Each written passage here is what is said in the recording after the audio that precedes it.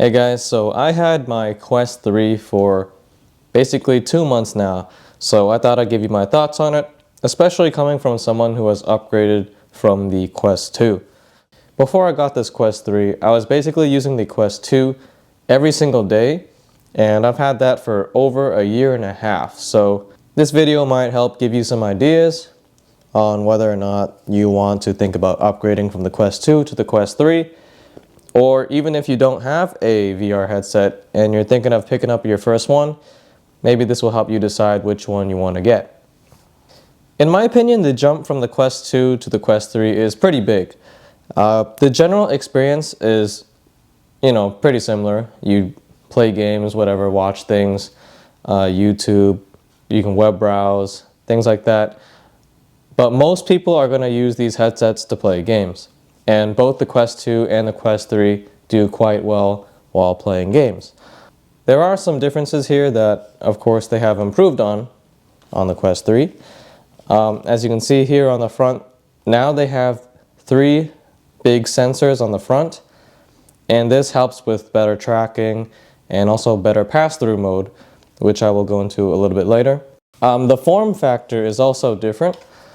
This is a slimmer and smaller headset, which sits closer to your face, which is supposedly supposed to help with comfort, and it does, but another problem with this headset is that this is heavier than the Quest 2.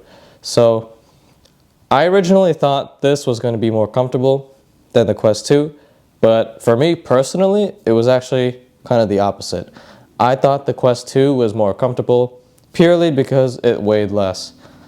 I also found the battery life to be slightly worse on the Quest 3. I've never actually had the Quest 2 die on me after the 1.5 years that I've owned it, but I did have the Quest 3 die on me.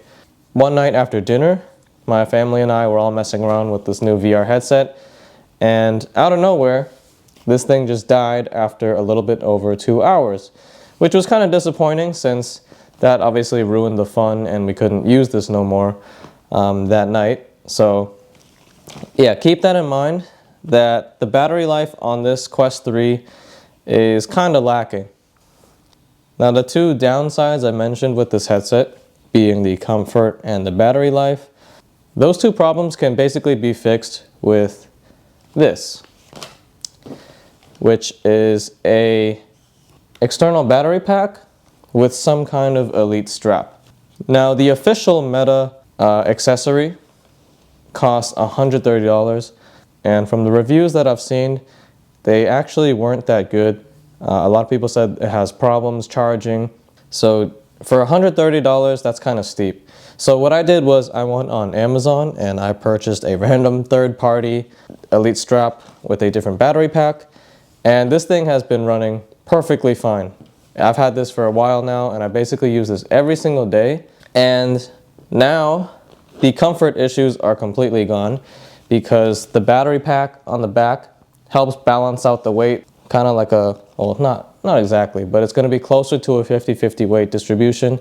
This thing can also swivel around, which is really nice. The top strap here doesn't really do much, but it is really comfortable. It's padded. And this head mount here is also really nice. This rubber head mount really helps lock your head in place when using this headset so it doesn't move around. And it's very easy to adjust using this knob here. You can see turning this will tighten the headset while you're playing. It doesn't move around at all. And then you just loosen it to take it off. It's very simple. This is, of course, going to make it quite a bit heavier, but the comfort is better with this, despite being heavier, because now the weight is distributed on the front and the back, while previously all the weight was just centered around the front of your head with the original strap. The battery life now is also extended to at least 4 hours, so you basically doubled the battery life with some kind of external battery pack. The one I have is the Ana Pro, which I got from Amazon for around $60 to $70 around there. And it's been working perfectly fine. You can see, while it's plugged in, it's even charging here, but it is fully charged. Next, I want to go over the lenses, which have completely changed. So the Quest 2 had this kind of lens style that was like tall, and it had a bunch of circular layers. The Quest 3 has your more traditional pancake lenses, which are more flat, and they're a lot clearer. There's no more kind of that odd lens effect when looking through the Quest 2. And having these better, clearer lenses while running things at a higher resolution makes the image quality on the Quest 3 much better than the Quest 2. The Quest 2 I felt was okay for the most part, but I always felt the resolution and the way the lens works was kind of lacking. Pictures were always kind of blurry on the Quest 2 unless you're looking at it like at the perfect distance and the perfect angle. Now you could definitely still see pixels on here. Don't expect it to be like, Apple Vision Pro kind of clarity, but it's a lot better than the Quest 2, and that, I would say for me, is the most important upgrade that I needed. The Quest 3 is also faster, so it runs games smoother with higher fidelity. Basically, faster and clearer, those are probably the two most important things that I wanted to see improved while upgrading from the Quest 2 to the Quest 3. The pass-through mode is also a huge improvement over the Quest 2, and as a result, you can do a lot more with mixed reality. From my memory, the Quest 2 pass-through was very blurry, and I think it was only in black and white. This pass-through mode on the Quest 3 actually has color, and it's also a little clearer than the Quest 2 with the help of the cameras on the outside. Even though the pass-through quality is better, it's still pretty blurry. And there's definitely a lot of noise in the picture since everything you're looking at is still through an image produced from the cameras. Especially if you're playing in a dimly lit room, the pass-through image can still get super grainy and noisy, so it's not that good. Even though the image is not the best, I still use this all the time while I'm walking around my room, walking around the house, and even sometimes I can use it while doing things like washing the dishes. You will notice though that there is still some kind of weird warping effect on certain moving objects. For example, you see my hand moving left to right. There's some kind of odd warping going on around the image. The Quest 3 also has the ability to auto-draw your boundary when you look around. I don't think this feature was on the Quest 2 since I don't remember having that kind of thing, but on the Quest 3 you can basically just look around on the floor of your room and it auto draws the boundary, which actually works really fast and accurate, so that helps save some time. Now in terms of the controllers, there's not much to say here. They're basically the same thing. The biggest change you'll notice is that there's no longer that kind of plastic ring that goes around the controller, but I mean, other than that, it feels almost identical. The triggers and everything. It still uses AA batteries, which is kind of a disappointment, but yeah, still AA batteries here. One thing I want to mention, which was kind of odd on my unit, was that when I was making really fast flicking motions with the controllers, they always kept disconnecting. And I didn't know if that was the problem with the controller. Like, I thought maybe they could have been defective and I would need to get them replaced. But after the original batteries drained and I swapped in some different batteries, that problem just went away. So I don't know, maybe there was some kind of problem with the original factory batteries where it was disconnecting constantly, but when I swapped batteries, that problem went away for me. So that's good to hear. I want to mention something with the facial interface. So if you guys remember on the Quest 2, it came with a silicone cover if you wanted to switch to that. Well, on the Quest 3, it doesn't come with it anymore. So what I had to do was buy a separate entire facial interface with this silicone cover built in. And this thing, the official accessory, costs $40. So that is quite steep for a facial interface. I went for it anyway, just because I like having the silicone cover. It makes it a lot easier to clean.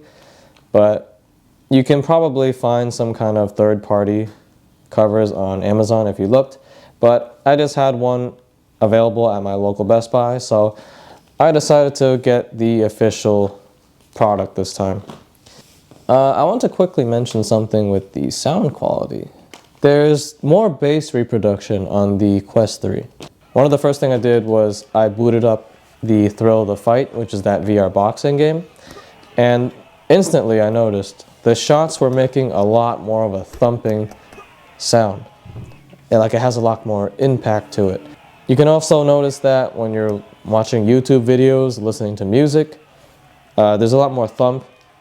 Everything has a lot more bass, so there's a lot more low end, and that kind of makes things a lot more impactful, kind of gets you more immersed in it. So I will mention that is a improvement on the Quest 3. One last thing I want to mention on the Quest 3, I hear a little bit more fan noise on the Quest 3. I don't know if it's just my unit when I'm playing and I'm not listening to anything, it's quiet. I can definitely notice the fans kicking in a lot more on the Quest 3 than it did with the Quest 2. Now, it doesn't get overly hot or anything, and most of the times the fan noise is not even really noticeable because you're either playing games or listening to something at the same time. So it's just something I noticed.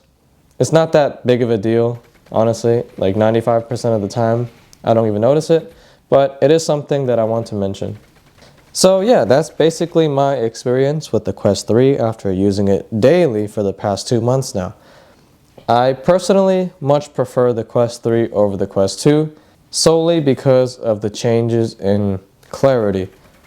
That was enough to make me switch. Of course, this also all depends on your budget and how much money you want to spend on these VR headsets. If money isn't a thing to you, then of course, get the Quest 3. It's a better headset with faster and newer hardware, and it's a better experience. But if you just want the most budget-friendly headset and you don't really use pass-through mode, and you're just going to mostly use it to play games, then definitely pick up the Quest 2, and you might even be happier saving that extra $200 to $250. I know when I used to have the Quest 2, I was basically always in immersive mode, just playing games and stuff, so the lack of pass-through wasn't really that big of a deal to me. But having the Quest 3 and being able to use that kind of mixed reality is definitely something nice to experience. So yeah, that's it for this comparison between the Quest 3 and the Quest 2. I also want to apologize if my voice sounds really nasally. I just recently recovered from COVID last week, so if it picks up on the mic, that's why. But yeah, I hope this video was helpful to you guys. Thanks for watching, and I will see you guys in the next one.